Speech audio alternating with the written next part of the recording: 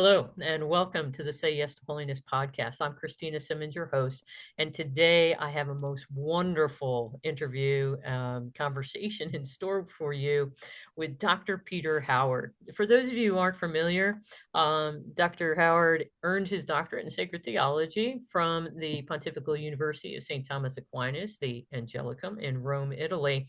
But he, more importantly, is the founder and president of the Fulton Sheen Institute and the Fulton Sheen Movement. Um, you know, Dr. Howard, you're a speaker, podcaster, of course, a scholar, Venerable Fulton J. Sheen. And, we are coming together today for the simple fact of finally, Venerable Fulton J. Sheen is going to be beatified in September. Yeah. And so I'm super excited about that. But welcome to the show, and thank you so much for taking the time today. Mhm. Oh, well, thank you, Christina. It's a pleasure to be with you. Oh, I can't tell you. I have, we were talking a little bit before we jumped on and have been following these efforts for so long, it seems like. But before we jump into talking all about the work that you've done to promote the cause of Fulton J. Sheen, could you share a little bit with our listeners just about your own faith journey and how you came to be doing what you're doing today? Sure. Well, the whole faith journey is, gosh, that's a long story. But I'll use Sheen as a pivot point because and this was after my undergraduate college years. I spent a number of years discerning what the Lord was calling me to do. Um, uh, was it to be a priest? Was it to be, I had such a love for my faith that grew, especially from my mid-teenage years onward. And um, when I was living kind of like I don't know what you call it, but it was like an interim year of taking time off of intense discernment. I was overseas looking at a communities, doing some studies, and I needed a year off. And at the end of this year, I took a personal retreat, and I was in Texas and heading out to my aunt's cabin. And I had my own plan for what that retreat was going to be. But right before I left, my sister, she reached out to me because she lived just outside of Dallas, which is where I was, and I was going to be passing basically by her house.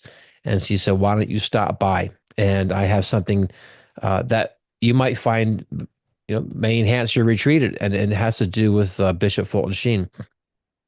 Crazy thing is, I really knew nothing about him, like nothing. I heard of him, and this is already after graduate. I graduated from Franciscan University, and this is all around 96 graduation. This retreat's 98, and it was never brought up. I heard his name. I was like, okay, and honestly, I wasn't very interested in listening to this. She said, 'cause she gave me this stack of cassette tapes, and she said, "Well, look, here's why don't you give him a chance?" This retreat that he gave it was to priests, and she knew I was still discerning. She said it changed our pastor's life. He was there, and his life was never the same. I said, "Well, that's actually pretty impressive." I said, "Well, I'll definitely give him a chance." So I did. I put the first tape in. I'm dating myself with cassette tapes for our viewers. If there's any young ones out there, like my kids, they think it's so cool to discover these things. But anyway, I put in the first tape, and I said maybe give it 10, 15 minutes, and I'll kind of know if this is going to work because this is a long 3 days. So Mhm. I put him in, and it was literally just saying yes to the Holy Spirit because the moment he started talking, well, Mhm. first off, it was the recording was crystal clear. It was a remastered recording from 1972. So it sounded very close to how I sound now. So I felt like he was in the car with me. It was a 3.5 hour drive to East Texas. And I'm like, whoa, I wasn't expecting that. His voice captured me right away. Mhm. And within about 3 minutes after his opening words, I knew that my life wasn't going to be the same, and I couldn't explain it. But I was like, "There's this man is going to be speaking to me. God's going to use him." And so I listened to the whole retreat and I said, look, whether you call me to be a priest or not, my mission is going to involve spreading this prophet as the way I saw him and his with deep theological insights. This was a retreat for priests and seminarians. So I really just ate all of that up. And then I'm like, the world has to discover this. I want everyone to experience what I just experienced in this retreat. And we fast forward 30 years, from that time, or it's almost 30 years because let's see, that was 20 or 1998. Gosh, time is flying. Mhm. And I set out to do my studies in Rome shortly after. Every time I had a chance to do something that I could write on, I would incorporate Fulton Sheen into my theological papers. I wrote my doctorate on him a number of years later. And then I just started going around speaking. Like everybody has to know Sheen. And I was surprised how many people didn't know much about him other than Mhm. the surface level. I was younger. My aunt or my grandmother made us watch him every Sunday, whatever day he was on for them. And everybody, we were just captivated. Mhm. And I kind of came into Sheen with a just going super deep really fast, and I realized he has something that's not yet out there. For Mhm. me, it ended up being the importance of the daily holy hour. I was already making hours of adoration, but this was next level. The way he talked about it and gave a meaning for the hour, and why everyone should be doing it, especially priests, because that was who he was talking to. But then as I got to study him in super depth, listening to his audios and reading everything that I could get my hands on, archive material, um, I realized that he was saying this best message back in the 1940s when America was at war, World War II. And he's saying everybody has to make this hour. Everyone, not only Catholics, he said Protestants and Jews. So I was like, I can't say no. There was something. It was like it was so compelling. It didn't sound like a suggestion. Like I wasn't going to be bound to sin if I didn't. I mean, I hope not. Like maybe a sin of omission because God's given me a gift wrap. I've had to, you know, empower everything that you're doing for His kingdom. And I said, look, I can't ignore this. So that became a big message everywhere I go for talks. I incorporate that, especially because of the seriousness of our time. So Mhm. Sheen has been for me a spiritual director. He's been a life coach. He's been someone who's just moved me to tears when he has wisdom when I need it most. He's guided me through hard times. The daily holy hours is literally been the light in the darkest parts of my own life, in the battles that we've had in our own family. All the things that when I share these with people, they it's presented in such a way that we're all in the same battle. Mhm. A degree means absolutely nothing. There's probably countless PhDs and stuff like that in hell. Mhm. I mean, if knowledge was everything, Lucifer would have been. He never would have fallen because he had it. So Sheen was, yeah, he was like a general. I felt like our country's heading in a direction that it seemed very aimless in many respects. In the midst of many things that we do that have been historically great for the world, the soul of America hasn't been established. And then I'm like, this is America's saint. Mhm. He is. He's different than all the other ones that have come to our country and become saints, but he is one who, from the beginning to the end, was one who could represent all of what an American is. Mhm. And I mean, in an extraordinary and unforgettable way, he managed to bring the gospel to every audience in a language that they could understand. And he had prophetic things to say of where America was going if it was to have a future. And he was optimistic, but he was very, very concerned. So I know I'm kind of jumping No, into you're other things good. right there, but all of this tied into me. It was a life mission. And that was a passion for me. When I was younger, I loved the military. I was, nominated to the Naval Academy. That was my passion. And then God said, I have different plans. So Mhm. he had health reasons come in. He seems to do that with, you know, his his um his children when he wants to redirect them. But Mhm. he uses the passions that come with them. So Mhm. I, Sheen was just a perfect match. I mean, my the saints I love, they're all very similar. He's Mhm. very like Saint John Paul II, Saint Maximilian Maria Kolbe. I Mhm. mean, these and Sheen are like three peas in a pod. Their formation, their passions, what drove them.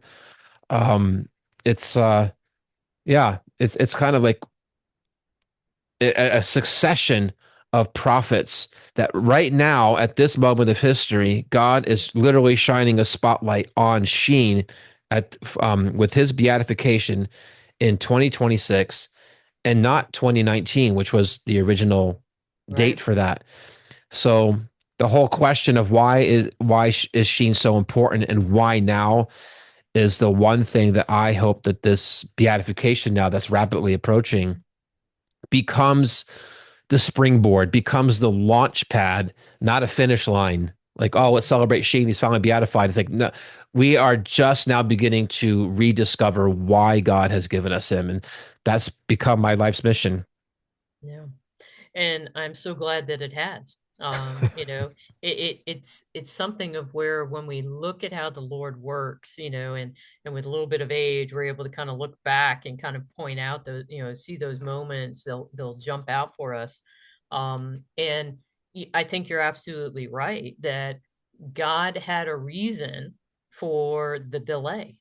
He always brings good out of everything, but I really agree with you. He had a reason for the delay, and I suspect it has something to do with the fact that the soul, you keep talking about the soul of America, hearts weren't really open until more recently. And I do think that the National Eucharistic Congress has helped soften the soil to, opened up hearts a lot.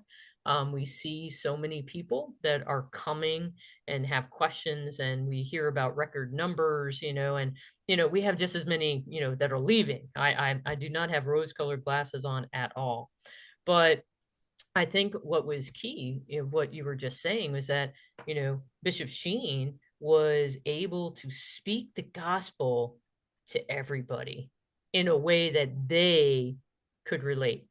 And I think in that way, he gives us just a superior model for how we're supposed to be. We're supposed to meet people where they are. We're supposed to engage with them. What has always fascinated me about Bishop Sheen is hearing story after story after story of the personal encounters that he would have with people, and then he would go and he would follow up. I mean, he'd write letters, he'd go for a sick call. I mean, it's just like stuff that you never would think that a man who had all of what was going on, that he would go and do these things. And yet that was what he did. And the people that were transformed in the families because of it, I mean, I'm just astounded by it. But so again, thank you for doing this work. You are a scholar. You said, as you said, having the degrees is not a big deal, and I agree. I mean, I've got the master's, degrees and all that thing too. But the fact is that I think it's important, that you have studied his work, because I think it's important for people to kind of, know what are some of the most important aspects of his work. So if you're kind of come up with a couple of themes. I think you already alluded to one, the daily holy hour, for example, the importance of Eucharist in our life and Eucharistic living. But what are some other things that Fulton Sheen would be like, hey, this is what we need to be focused upon. These are the things, because we need clarity right now. We're full of distraction in our world. We need to get clear. Yeah. Yeah.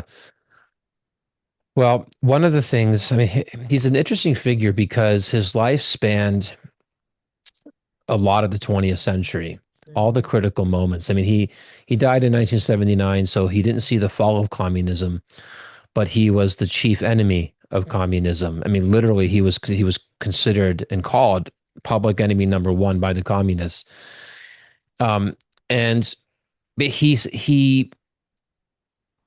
set, or he tilled the earth in extraordinary ways to prepare for what St. John Paul II would then call the new evangelization. And you were talking about, his extraordinary way to reach souls. And I encourage everyone to read his autobiography. It's called Treasure in Clay. If you haven't, it's the starting point. It's very easy reading. You get his mature thoughts of his entire life and honest thoughts and all that God had done through him, what he learned, where his weaknesses were. It's a great autobiography. It's a great place to start because it's an insight into a blessed. He's going to be a canonized saint too, and you begin to realize, wow, underneath everything, this is what matters. And he talked about this evangelization to come that would focus not so much on doctrine, which was interesting because he said that's what he spent so much of his time doing in his Catholic radio for 20 years back in the 1930 to 1950 was all about Catholic doctrine. And then he went on television and he focused on the Christian philosophy of life, which really is the backbone of it. But the angle, the approach to bringing this now, what he would call to an electronic audience and to the modern world, is what he called the anthropological approach. It's reaching man where he's wounded. Because up until this past century, even with the corruption and things that existed in society and even that the church had to battle from within, man generally still came to God from the order outside of him. You open your eyes and you how can you not see God in the cosmos, in creation? All the mystics and contemplatives all spoke like that. His word is in everything. But in this world, in our times today, man is so broken because of the lies that he has accepted about who he is. And that's what's happened, is that man has forgotten who he is, what image he's really made out of, whose image he's made after. And so all of these sins and a disordered intellect has resulted in a brokenness that can't be reached just by the communication of doctrine. It has to be by literally meeting them interiorly, where they're psychologically disordered, where they're spiritually, I don't want to say bankrupt, but it's kind of like that. They've tried a lot of things and they find themselves coming on empty. But this disorder from within has to be addressed, and the wounds of the sins that have been committed, where they feel like they're so far from God, if we don't address that first, nothing else is going to matter, no matter how brilliant a presentation is given on the real presence of Jesus in the Eucharist. I find it fascinating because his life coincides, especially from the time he was active in the 30s until the time he died, really was like the first half of this period of mercy. And this is recent that I started to really dive into, just meditating on this. Because I'm looking to my left because I have this enormous image of Divine Mercy to my left on the wall. Because 1931 is when we had the image that was given to us, and Sheen just starts, I would say his apostolic activity very intensely. And when he talks about the wounds that have to be addressed, this anthropological approach, he really was setting the foundations for John Paul II, who, as soon as he became Pope, that's what he did. His catechesis for, what was it, 3 years? Was, or 6? Okay. Yeah, it was a long time, which became the theology of the body, was exactly the fulfillment of what Sheen talked about was needed. And it's still something that's largely neglected, but it's all laid out.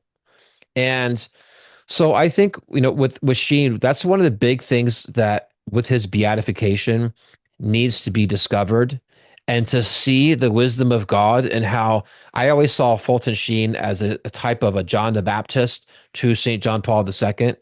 You know, the last grace that he had before he died was to meet John Paul in New Mhm. York. And John Paul II says, "You have written and spoken well of our Lord Jesus. You are a loyal son of the church." That's Mhm. all he, for Sheen, that's all he wanted to hear. And from the successor of St. Peter. And so now we have these treasures that have been handed on to us. And this is one of the biggest ones, where that's our mission. This is how we evangelize in a battlefield. Even Pope Francis, he gets a bad rap on so many things. Early on in his pontificate, he mentioned a great analogy. The church is like a field hospital in the midst of a battle, and Mhm. that's what it is.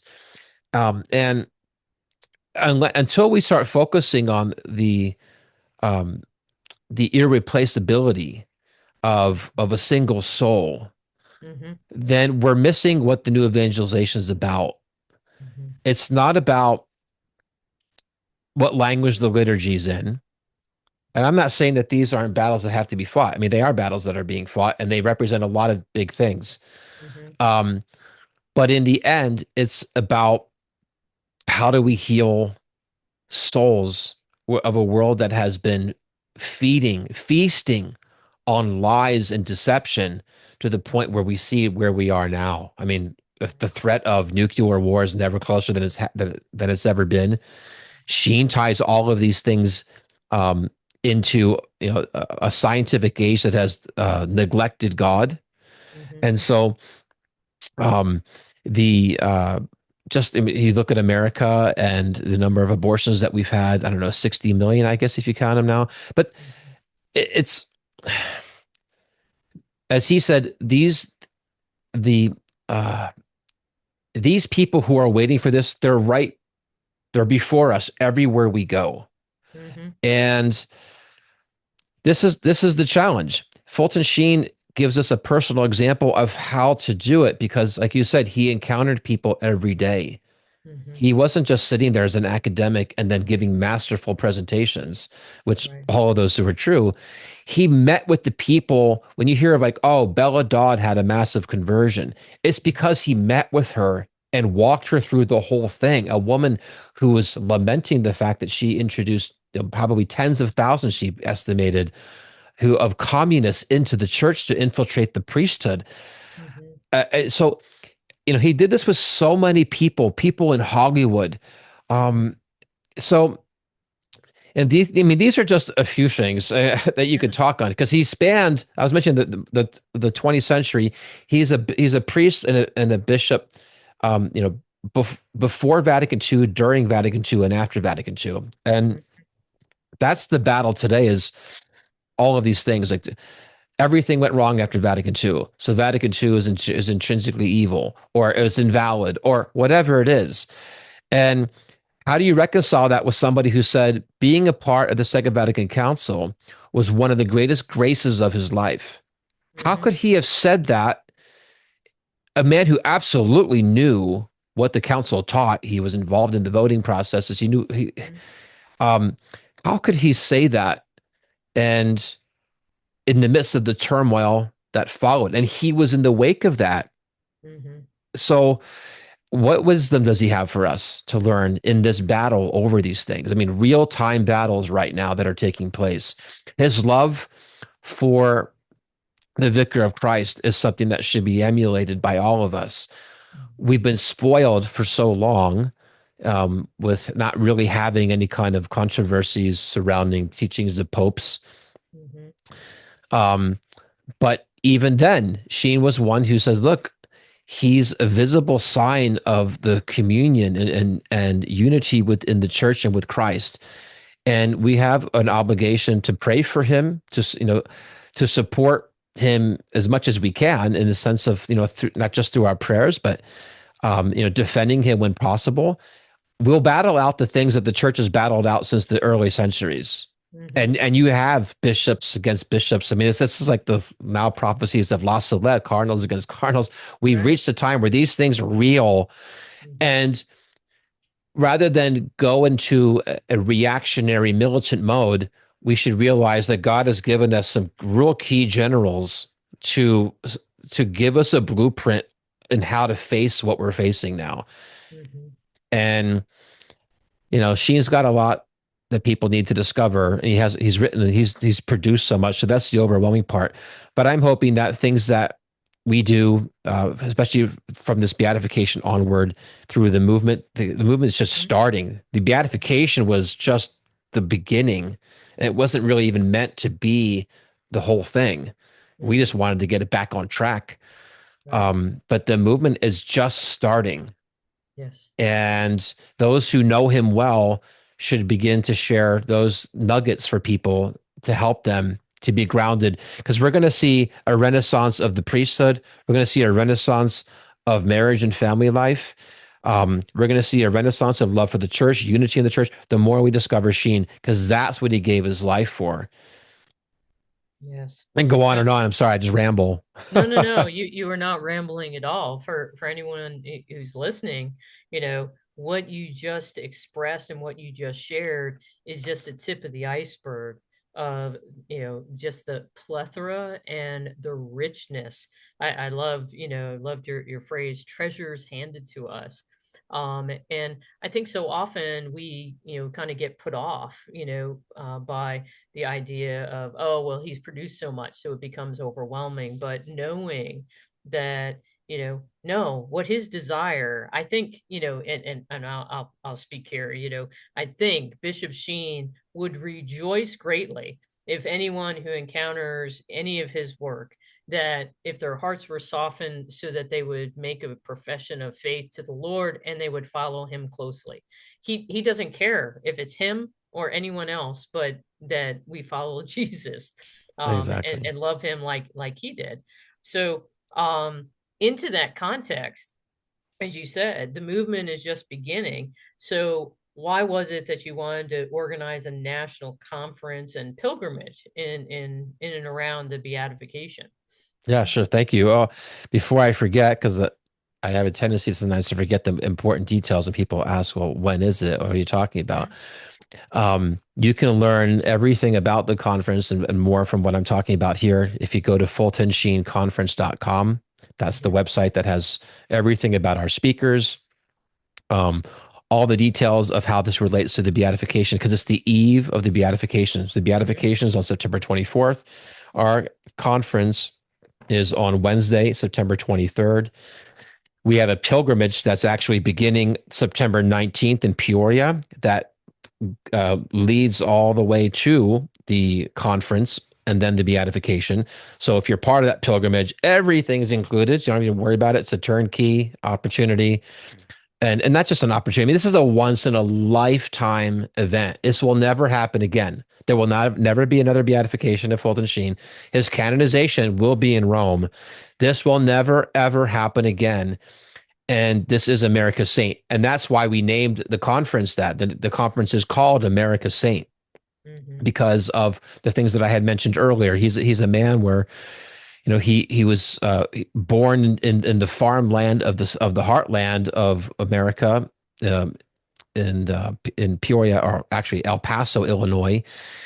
Mhm. And yeah, his earliest years, he was a hard worker on a farm, and then he moved to Peoria, and then his family raised him there. They made sacrifices so he could have the best education, and he. So our pilgrimage takes everyone through his history, venerating his body in Peoria. And then the conference really is the culmination of everything because we're having Bishop Joseph Coffey with us. He's going to be the celebrant of the Mass. He's the auxiliary bishop for the military archdiocese of the United States. We have Monsignor Landry, who is Mhm. you could say he's a successor of Sheen because he's the national director for the Pontifical Mission Society, which Sheen did Mhm. um, for almost 2 decades. And we have Jason Jones. These are people at this conference that are just not just speaking, but because people know of them. Um, or they've watched something and they like Sheen. I mean, I could find zillions of people that applies to.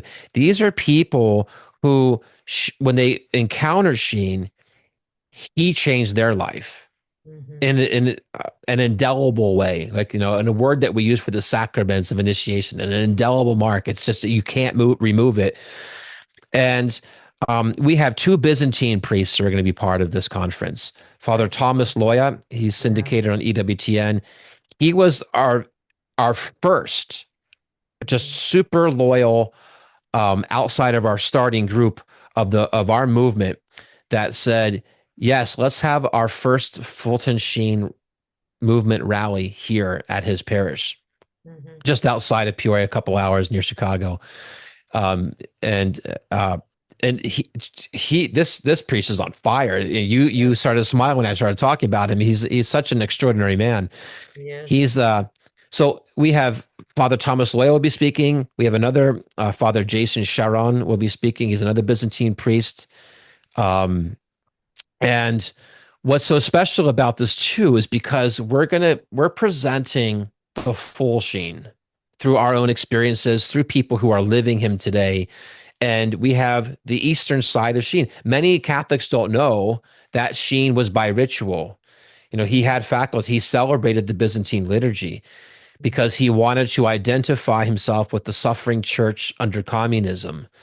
He was the first priest, he was a bishop at the time, to ever say the Divine Liturgy in English. And it was like 100,000 people were tuned into this, either in person or over the broadcasted airwaves.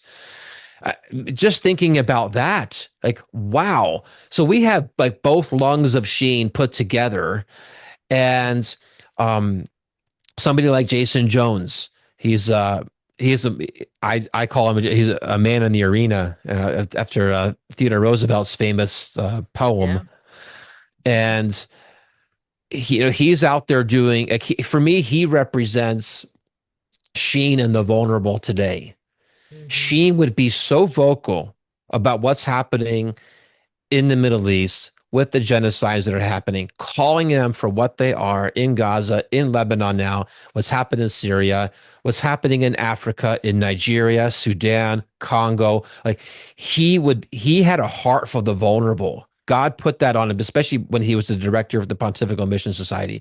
So these are like massive representations Mhm. at this conference that are going to deeply move and inspire people Mhm. to, like I said, as a launching point to say, I want this. I want this Sheen in me. What part of Sheen or parts of Sheen does God want to really, work through me and Mhm. change my own life? And then, of course, we have other speakers there that many may even know about. I'm always getting an updated list by the day.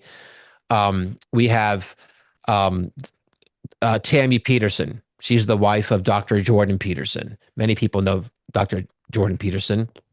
His Mhm. wife, Tammy, converted to Catholicism a couple years ago. And her story is fascinating because Fulton Sheen was instrumental in that conversion. Mhm. And we didn't know that until we Yeah. probed a little bit more. And we just had a chance to visit with her. And, we pray that Jordan crosses the Tiber soon as well. So pray for him. He's had a lot of health issues, but Mhm. it's hard when the wife converts. There's a reason why St. Paul says, he emphasizes the wife's conversion brings the husband, and not Right. usually the other way around. Right. So I think that that's something that God willing we'll see soon. But Mhm. um, we have John Yep. He's the founder for Catholics for Catholics. Why that's so appropriate to have represented at this conference is because Sheen was a man of action. Mhm. He was very involved um, in the political discourse because of the philosophies that were underneath it and how it translates to how are the vulnerable protected.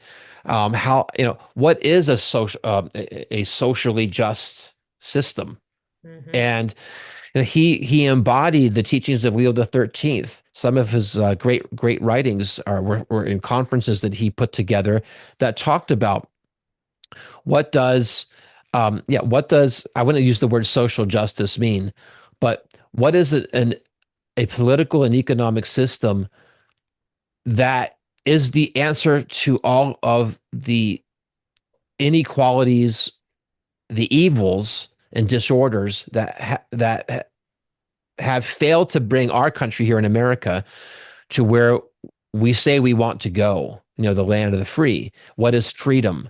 What is fraternity? What is equality? And he just, in a series of talks that he gave, he outlined the Catholic answer. Mhm. And those who love G.K. Chesterton would appreciate it too, because it's the same Yeah. answer that he talks about, distributism. So, Mhm. like, we have all these different representatives there. We have Dale Ahlquist. He's going to be speaking with us. He's the founder and the president of the G.K. Society of G.K. Chesterton. Chesterton, and he's Mhm. become a very good friend for a number of years now. Mhm. And we use one of the first people we called because there's continuity between G.K. Chesterton and Sheen. We're always joking about things of, I'll mention a quote of Sheen and Dale will be like, yeah, well, Chesterton, said that first. Yeah. And, and I'm like, No, that's good. Sheen, if I remember correctly, Bishop Sheen, when he was still a student, he asked G.K. Chesterton do a forward or intro for Yes. him, and Yeah. and G.K. was like, "No, I don't think so." But then, but then he read it, and changed his mind, if I remember Yeah, correctly. you're right. No, it's interesting. G.K. Chesterton, I learned, never really read many books all the way through, which makes me Mhm. feel so good because that's kind of how I am. But I'm not G.K. Chesterton. Unlike Sheen, he reads everything that he ever references. He's actually read everything about it. But yeah, Fulton Sheen's doctorate, Mhm. his super doctorate degree that he'd had after that, involved submitting um, a work which was his doctorate, God and Intelligence, for the Cardinal Mercier Award, which was every, I think, 4 years or something like that. And it was a European award for the best academic work, and he won it with that. And so G.K. Chesterton did write the foreword to it when it got published. Mhm. And so anyway, we have Sherry Ballinger, who I've gotten to know more since my wife's known of her. Mhm. My wife knows everybody, and just listening to her talk about how central Fulton Sheen is in her life, and she's a very articulate speaker and brings a lot of energy. Anyway, we Mhm. have such a balance. I wouldn't even say, and that wasn't even the purpose. Wasn't even to balance. Like these are the people that really, if you were to put them together, would be like the Sheen corpus of things, of his life. You got Sister Dee Dee Yeah. Byrne, Terry Barber. You may know of Yeah. Terry Barber. I mean, you should all be grateful for Terry Barber because if it weren't for him, we wouldn't really have most of the things we have of Fulton Sheen today that Mhm. now EWTN has rights to Right. and they syndicate it. But he was the pioneer of getting Sheen's stuff accessible through Right. St. Joseph Communications. Mhm. So anyway, um, very excited. Of course, one of our massive keynotes is Arthur Brooks, and, Yes. and and he wrote the introduction to the latest and only encyclical of Pope Leo the 14th on Mhm. AI. Yeah. And he's a fascinating figure because he fits in, at least the way I've seen it. He's I think he's like into the neurosciences and Mhm. um, the way he presents things through our human nature Mhm. and leading those things to deeper confirmations of things spiritual and divine Mhm. is extraordinary. And that's what she was about. He's about the whole person, a Mhm. 360 Catholic. Yep. And this conference gives that first unified taste of what that will be for the souls who kind of like me said, you know what, I'm going to give Sheen a shot. I'll read his autobiography. I just start right there. But maybe it's Get Your Hands on Way to Happiness, Peace of Mhm. Soul. Those books speak directly to the reader, where there's the closest contact psychologically, purpose. And I mean, he had it all. Like, imagine somebody who's just done all the heavy lifting, what St. Thomas Aquinas did in the 13th century with Mhm. all the theology before him and the philosophy of Aristotle and condensed it into his works. Sheen takes all of that and then adds the centuries afterward and the modern world into Mhm. what he then offers the world. And now The church is, heaven is saying through the church right now, he's the man whose time has come. It's like Esther, Queen Esther. Mhm. He was born for such a time as this. Yeah. And now the excitement is for those who do know him is to go out and help people to understand why. And to remake the world, as Sheen would say, by remaking the individual, remaking our country at our 250th anniversary. Mhm. This is a turning point for our country. It's I'm very bold about this because Sheen was too. What we've tried to do up to this point, while we've done a lot of good on a philanthropic level, humanitarian things, we have failed in the deepest parts of it. We've fallen short because we never really had that. Right. And now into this vacuum, we have all of this wisdom that God has been preparing for us for what Sheen saw was the best days were yet to come. Mhm. And but our soul has to become a Catholic soul. Yep. And I'm very bold about that as too. I know he was, and for maybe for another discussion another time, Mm. all of this is sealed. I believe personally, I find it undeniable in the fact of Sheen's feast day, which is the day that he died, is December 9th. The Mhm. day that our Blessed Mother was sent to evangelize the Americas and begin the conquest of the Americas. Yep. Fulton Sheen now is inextricably bound or wound up, Mhm. intertwined with this mystery of our Blessed Mother, Our Lady Guadalupe, who's called the star of the new evangelization. What does heaven want us to learn about that mission by now having a spotlight on Sheen? Mhm. That's the mission from this Yeah. moment forward. Yeah. And tying into that, Our Lady of America, when she came, she Exactly. spoke specifically about how we needed to recapture our moral soul and prepare ourselves to purify ourselves because we have to be that light for the world. And I think Fulton Sheen is, as you said, before I loved, the general, who's helping us fight for our soul and gives us the framework as well as the path to be able to walk it. And I seriously, I could sit here and talk with you all day, but I can't believe our time is already up. You already made mention about where people can go and find out fultonsheenconference.com. I'll put it in the show notes as well. But I so highly encourage anyone who's out there listening, if this has intrigued you, if it's sparked anything, anything at all, go and pick up something. Dr. Howard made mention of Treasure and Clay, but any of Fulton Sheen's books, but even more so, we have access to his recordings, we have access to his voice and listening to him. And I can attest as well. It is powerful. It is almost mesmerizing to listen. And he speaks the truth as we need to hear it today. But any Amen. final words for our listeners out there?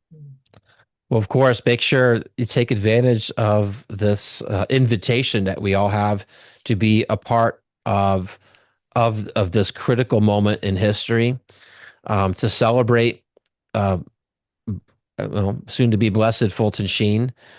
Um, bring your family or your friends. I mean, just it's interesting that this is happening in the Dome. It's called the Dome at America Center, and the heart of the country is where this is happening. It's just there's just layers of and layers and layers of how significant this moment is.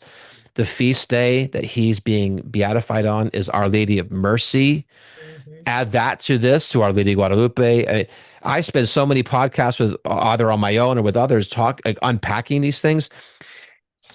Catch catch the like don't catch the fever, catch the fire that's going to be there.